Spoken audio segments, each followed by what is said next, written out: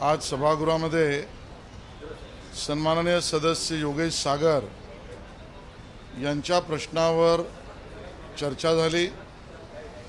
प्रश्न सहकारी साखर कारखाना, शेतकऱ्यांचं भागभांडवल, जागा आणि सरकारचे संपूर्ण फायदे घेतल्यानंतर हे डबघाईस जातात आणि मग तेच खाजगी सुद्धा होतात आणि त्यांच्या विक्रीमध्ये सहकारी बँका किंवा शिखर सहकारी बँक जी बोली किंमत लावते ती सुद्धा ॲक्च्युअल कॉस्टच्या खाली लावून यामध्ये खूप भ्रष्टाचार, गडबड, गोंधळ झाला आहे। आणि या संबंधामध्ये सन्माननीय अण्णा हजारे यांनी 25,000 कोटीचा हा राज्यातला साखर कारखान्याच्या विक्रीतला भ्रष्टाचार आहे, या बाबी निदर्शनास आणल्या होत्या। या प्रश्नावर उत्तर देताना लिखित उत्तरामध्ये सन्माननीय मंत्री महोदयांनी हे खरे नाही असं उत्तर दिलं होतं। त्याच्यावर मी हरकत उपस्थित केली।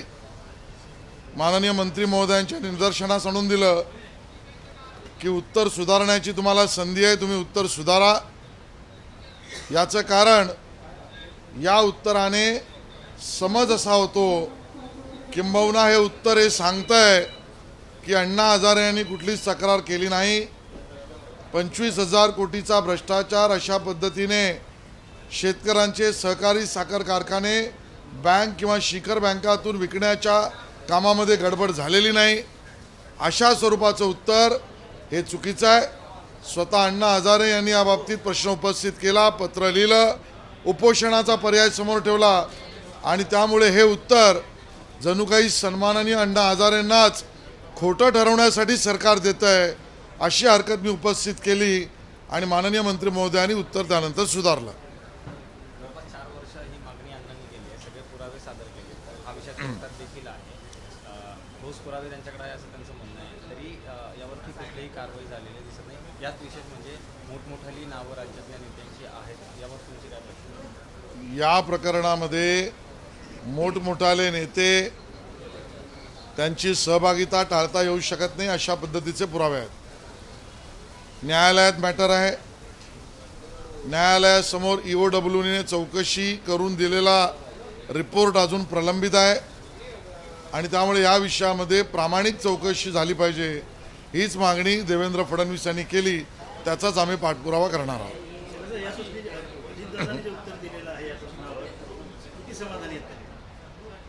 दादांनी या सगळ्या प्रश्नाला खूप लांब चौडं उत्तर देऊन बगल देण्याचा प्रयत्न केला।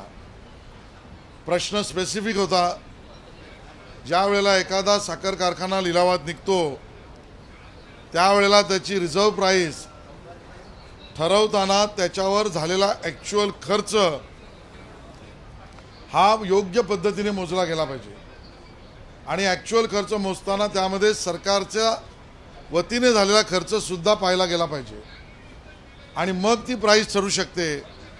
अशा पद्धतीने झालेलं नाही। या बाबतीमध्ये सरकारच्या वतीने अजितदादाने दिलेलं उत्तर हे आम्हाला समाधानकारक वाटत नाही। मिळणारं साखर कारखान्यावरचं ऋण कर्ज तारण साखरेच्या पोत्या ठेवून मिळतं, हे जे उत्तर माननीय दादांनी दिलं, खरं तर त्याआधी प्रश्न हा पडतो, त्यांनीच दिलेल्या उदाहरणाचा भाग घ्यायचा झाला तर 5,000 पोती साखर निर्माण करणारा कारखाना हा डबघाईला जातोच कसा आणि मग त्यानंतर तारण घ्यायचा विषय येतो, हा पुढचा आहे। आणि म्हणून बनवाबनवी करण्याचा प्रकार उत्तरात आहे असं आमचं स्पष्ट मत आहे। आज देवेंद्र फडणवीस से पूछताछ के मुद्दे पर भैया मराठी हो गया।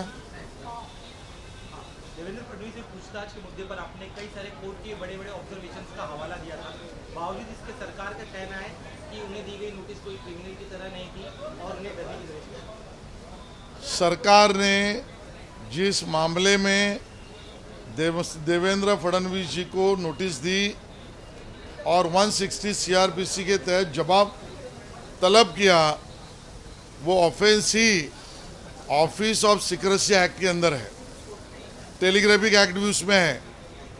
लेकिन जब आप सवाल लिखित स्वरूप में जो भेजते हो और सवाल प्रत्यक्ष रूप में पूछते हो, इसमें जब तफावत दिखती है और उसमें भी पूछे हुए सवालों में आपने ऑफिस ऑफ सीक्रेसी एक्ट का भंग तो नहीं ना किया, ये सवाल पूछते हो, इसका मतलब आप ये सवाल विटनेस करने के लिए पूछ रहे हो या देवेंद्र जी को एक्यूज या एक्यूज करने के लिए पूछ रहे हो, ये मामला है। और इसको लेकर मैंने सदन में कहा, सवाल ये उठता है क्या महाराष्ट्र में कार्रवाई कॉन्स्टिट्यूशनल तरीके से होती है? क्या महाराष्ट्र में डेमोक्रेसी जिंदा है? क्या महाराष्ट्र में सुप्रीम कोर्ट को फॉलो किया जाता है? क्या कई केसेस में महाराष्ट्र में कोई एक्ट का भंग होता है क्या? और उसको लेकर मैंने जो अलग अलग केसेस कोट किए, उसमें सबसे पहली केस तो इसी तरीके से ऑफिस ऑफ सीक्रेसी एक्ट को लेकर सुब्रमण्यम स्वामी जी ने नेशनल हेराल्ड के इश्यू को लेकर गांधी परिवार और अन्य जनों पे केस दाखिल की। उसमें ये सीक्रेट डॉक्यूमेंट कैसे आपके पास आया? तो सुप्रीम कोर्ट को सुब्रमण्यम स्वामी ने इस तरीके से कहा कि ये डॉक्यूमेंट मुझे सुबह मैं न्यूज़पेपर लेने के लिए जब दरवाजे पर पहुंचा था तब मिले। इस प्रकार की बात कहने के बाद भी इस डॉक्यूमेंट का सोर्स क्या है और इसको हम ग्राह्य नहीं धरेंगे, ऐसी बात सुप्रीम कोर्ट ने नहीं की। इसका मतलब स्पष्ट है, सुप्रीम कोर्ट भी इंफॉर्मेशन कौन से तरीके से मिली उससे बजाय इंफॉर्मेशन क्या कहती है इसको ज़्यादा ध्यान देती है। इतना ही नहीं, the Hindu newspaper K publisher और मालिक श्रीमान एन राम जी, इन्होंने जो डॉक्यूमेंट उनके पास मिले उस आधार पर न्यूज़ आर्टिकल किया, वो राफेल से रिलेटेड डॉक्यूमेंट, उसमें तो डिफेंस के डॉक्यूमेंट थे। डिफेंस तो बहुत सेंसिटिव डॉक्यूमेंट होते हैं, बहुत प्रिविलेज डॉक्यूमेंट होते हैं। उसके बारे में भी सुप्रीम कोर्ट में जब मामला चला तो एन राम साहब की तरफ से बताया गया, हमने हमारा सोर्स जाहिर करना ज़रूरी नहीं है और ये डॉक्यूमेंट सीक्रेट हो या चोरी किए हो, हमने चोरी नहीं की, लेकिन आरोप हो तो भी इसका सोर्स दुनिया की कोई भी व्यक्ति मुझे पूछ नहीं सकता। ये उन्होंने सुप्रीम कोर्ट के सामने कहा और सुप्रीम कोर्ट ने उसके ऊपर आगे की सुनवाई की। ये मैं बताना चाहता हूँ, इस मामले में भी सुप्रीम कोर्ट बहुत क्लियर है ऑफिस ऑफ सीक्रेसी एक्ट में। और तीसरा मामला, इसी राफेल केस को रिव्यू करने के लिए जब यशवंत सिन्हा जी और अरुण शौरी जी इन्होंने रिव्यू पिटीशन किया, तब सरकार ने ये बात की कि ये डॉक्यूमेंट लीक डॉक्यूमेंट है, ये प्रिविलेज्ड है। बावजूद उसके chief justice of supreme court then Gogoi साहब और अन्य 2 जजेस ने इस बात को ठुकरा दिया। ये तीनों मामले स्पष्ट दिखाई देते हैं कि secrecy, office of secrecy act ये लागू करना आसान नहीं है। डॉक्यूमेंट सेंसिटिव कहाँ से मिले ये सोर्स भी बताना ज़रूरी नहीं है और उस डॉक्यूमेंट का आधार ग्राह्य नहीं हो सकता, ये भी बात सच नहीं है। ये मैंने आज उजागर किया है। सर, आपण बघितलं तर विधानसभा विरोधी पक्षनेते देवेंद्र फडणवीस यांच्या पेनड्राईव्ह बॉम्बचा सत्ताधाऱ्यांनी चांगला धसका घेतलेला आहे। धनंजय मुंडे देखील विरोधी पक्षातील सगळ्या सदस्यांना हातवाऱ्यांनी विचारत होते की बॉम्ब कुठे आज फोडणार आहेत का, माझं त्यात नाव आहे का, आणि दंड थोपटताना दिसले। एकूण काय या सत्ताधारी पक्षाच्या अभावावरनं काय वाटतंय, धास्ती घेतली त्यांनी? मी व्यक्तिगत कोणावर बोलणार नाही आणि जे सभागृहाच्या पटलावर नाही त्याच्याबद्दल बाहेर बोलणंही उचित नाही। पण देवेंद्रजींनी या सरकारची एक एक भ्रष्टाचाराची लक्तरं टप्प्याटप्प्याने अतिशय योग्य पद्धतीने जी काढतायत, याचा धसका, भीती आणि धाक हा विरोधी पक्षाने नक्की घेतलेला आहे। भारतीय जनता पार्टी कश्मीरी पंडितों के साथ खड़ी है, लेकिन जिस महाराष्ट्र में कश्मीरी पंडितों को एक्सोडस के बाद आसरा दिया गया था, वहाँ पे फिल्म टैक्स फ्री नहीं हो रही है। कौन सा ऐसा दबाव महाराष्ट्र सरकार के वित्त मंत्री पर है? कौन सा ऐसा विचार महाराष्ट्र के मुख्यमंत्री पर दबाव डाल रहा है? ये दोनों का उत्तर एक ही है, मेरी कुर्सी का क्या होगा। अगर मैं कश्मीरी पंडितों के हित में या उनकी समस्या को और उनके दुख को उजागर करने वाले फिल्म को टैक्स फ्री अगर करूंगा, तो कौन से ऐसे विचारधारा के, कौन से ऐसे रंग के, कौन से ऐसे विशेष समाज के लोग हैं वो पीड़ित हो सकते हैं। उनके चिंता के तहत उद्धव ठाकरे जी दबाव में आकर ये काम नहीं कर रहे, ऐसा हमारा मानना है।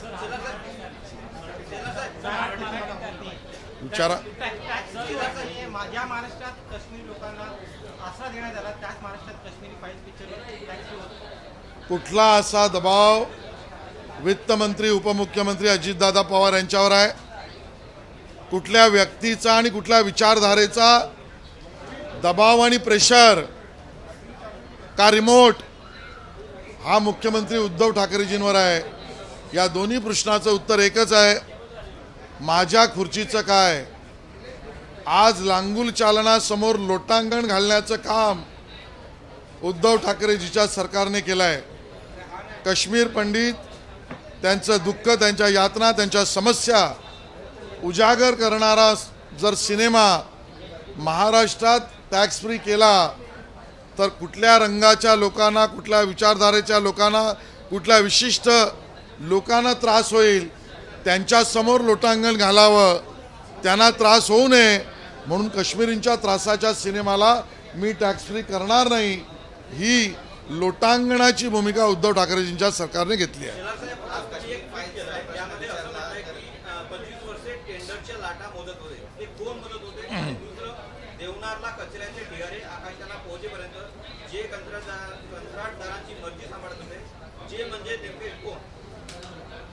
काल एक कार्यक्रम झाला, आज आम्ही वर्तमानपत्रामध्ये पाहिला, पर्यावरण रक्षक अहवाल हा राज्य सरकारच्या वतीने ठेवला। माननीय मुख्यमंत्री त्याच्यावर त्यांनी उद्बोधन केलं, पर्यावरण मंत्र्यांनी ढोल वाजवले।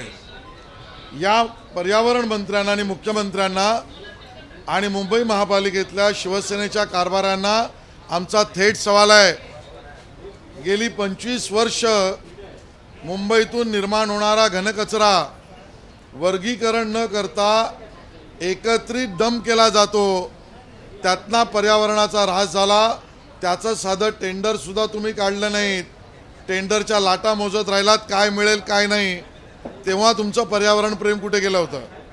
मुंबईतनं निघणारं सांडपाणी प्रक्रियेविना समुद्रात सोडलं जात होतं, त्यातनं पर्यावरणाचा ऱ्हास झाला, कार्बन इमर्जन झालं। त्या काळामध्ये टेंडरची इव्हॅल्युएशन करण्यात वेळ घालवताना तुम्ही पर्यावरण मंत्री आणि तुमचा पक्ष कुठे गेला होता? नंबर 3, ज्या पद्धतीने स्वतः तुम्ही SUV गाड्यातनं फिरता जी पर्यावरणाला पूरक नाही, आणि ज्या वेळेला तुम्ही SUVत फिरायचं, जनतेला मात्र 2050 पर्यंत कार्बन न्यूट्रल करून आम्ही अशा घोषणा करायच्या, याचा अर्थ एकच, निवडणुका जवळ आल्यात, मोती साबून बाहेर काढलाय, मतांचं लांगोलं चालन करण्याच्या घोषणा आहेत। एबीपी माझा, उघडा डोळे बघा नीट।